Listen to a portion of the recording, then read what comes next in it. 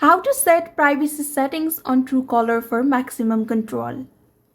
Hello everyone, welcome back to Tutorials Point. Today in this video, I will guide you on how to set privacy settings on Truecaller for maximum control.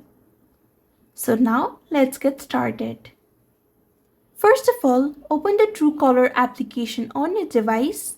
Now tap the profile icon in the top left to view your profile. Now select Settings from the top right corner.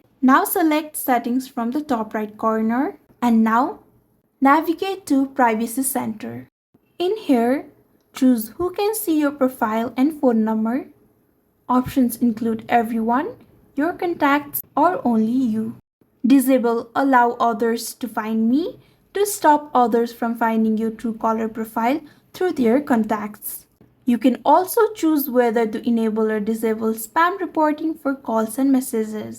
To hide your caller ID, go to Settings and tap on Calls. Now here, turn off the caller ID. Here, you can also manage your spam blocking options to filter out unwanted calls or messages.